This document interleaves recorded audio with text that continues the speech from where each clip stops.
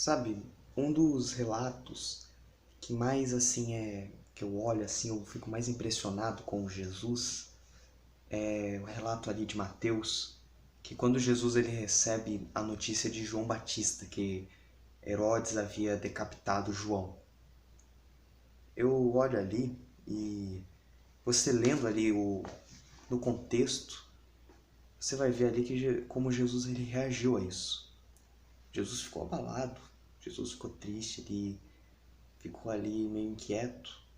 João era uma pessoa ali que era firmeza, né? João ele tinha ali até certo parentesco, né, com Jesus, eram primos de certa forma. E aquilo machucou Jesus. Sabia assim que ele foi decapitado. Recebeu ali a notícia. Sabe, por mais assim que a gente seja pessoas de Deus, tem hora que a gente não fica bem. Um dos maiores exemplos disso é o rei Davi. Você vai encontrar nos Salmos ali de Davi que, bem, você vai encontrar momentos em que ele estava super bem com Deus, em que Deus estava abençoando ele, que ele estava louvando a Deus, estava pulando de alegria. Mas você vai encontrar também momentos em que Davi ele se viu perdido, desamparado. Você vai ver Davi falar que os seus ossos estavam quase apodrecendo. Você vai ver Davi se derramando. Davi, quem era Davi?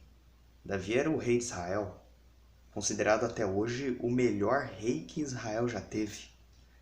Davi era o homem segundo o coração de Deus, o homem do qual Deus testemunhou de que se fizesse a humanidade de novo, ele iria fazer ela à imagem e semelhança de Davi.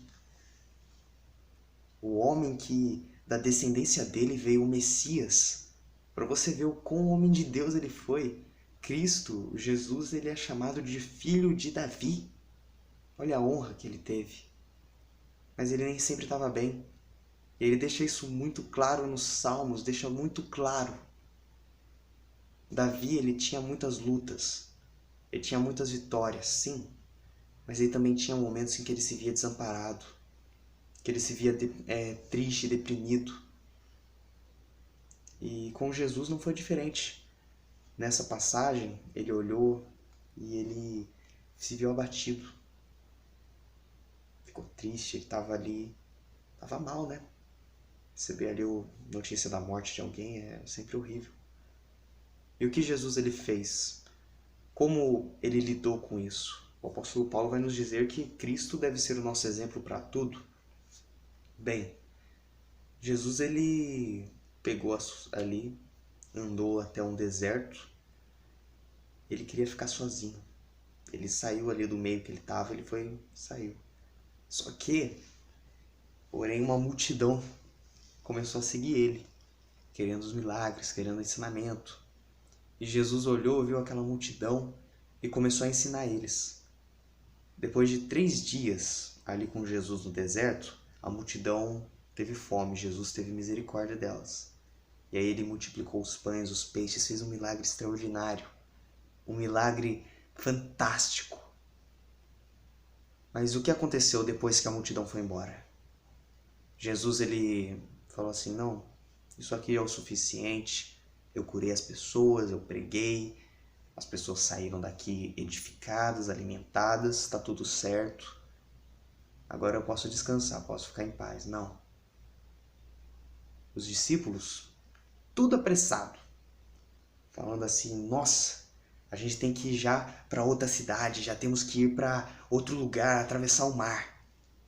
Os discípulos já estavam dentro do barco. E aí Jesus falou, não, vão na frente, eu alcanço vocês depois. E os discípulos, eles foram embora. Jesus, ele fez o quê? Jesus, ele subiu a uma montanha, um monte, sozinho. Ele começou ali a orar. Ele começou a se derramar na presença de Deus. Ele começou ali a abrir o coração. A vida de oração de Jesus é um tapa na cara, assim, de muita gente, incluindo eu. Tinha vezes que Jesus, A gente vê ali, por exemplo, no relato, quando Jesus ele foi escolher ali os discípulos, não só nessa vez, mas em várias outras.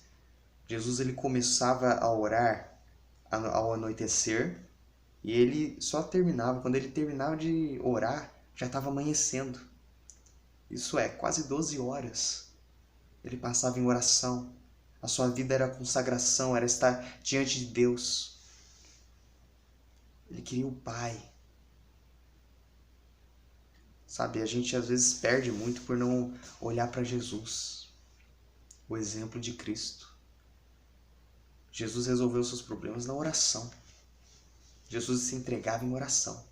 Ele estava angustiado, ele se entregou em oração. Você olha ali no Getsemane, Jesus disse que ele estava aflito, a ponto de morrer, ele estava realmente aflito, ele começou a orar. Ele foi orar, estava mal, começou a orar. E o Pai o consolou. Jesus ele orava de tal maneira no Getsemane, com tanta angústia, ele se abria tanto a Deus, se entregava tanto à vontade de Deus, que a Bíblia diz que ele chegava a suar sangue.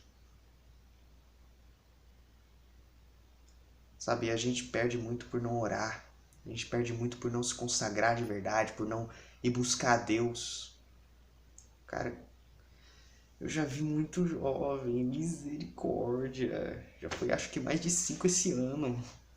Não, mais de 5 não, foi gente pra caramba. Que eu vi tava passando um negócio ruim, tá se cortando, cara. Muitas vezes o que falta pra gente é Deus.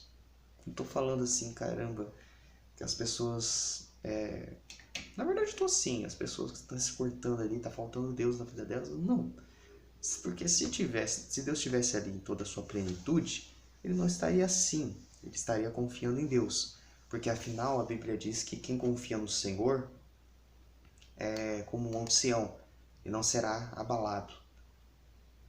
A gente às vezes fica triste, a gente vem à luta, né? Jesus disse que teríamos aflições, mas que a gente não devia temer porque ele venceu ao mundo. E assim como ele venceu, a gente também vai vencer. A gente tem que aprender, principalmente os jovens, a gente tem que aprender a perseverar. A gente perde muito nisso.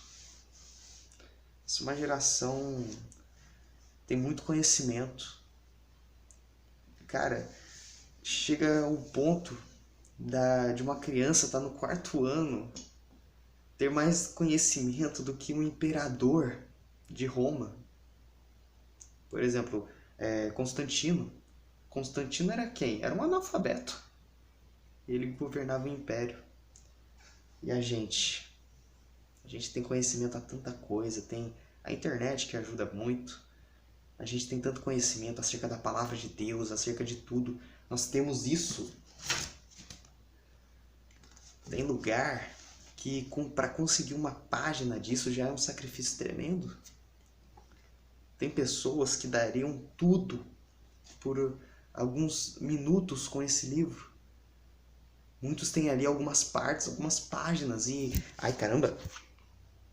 Não aconteceu nada. Mas tem algumas partes e já se alegram demais. Imagina a gente tem um livro inteiro. Não sabe aproveitar. Sabe, ou é sim, sim ou não, não. A gente não pode ficar em cima do muro, tem que se decidir por Cristo. O que Cristo fez por nós foi uma obra completa.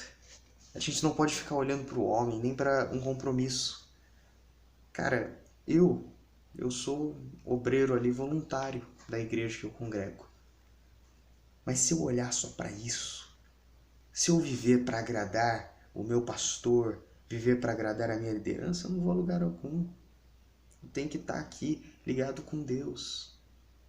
Se eu estou servindo ao homem, então sou o mais miserável de todos. Porque eu ainda não alcancei a Deus. Entende?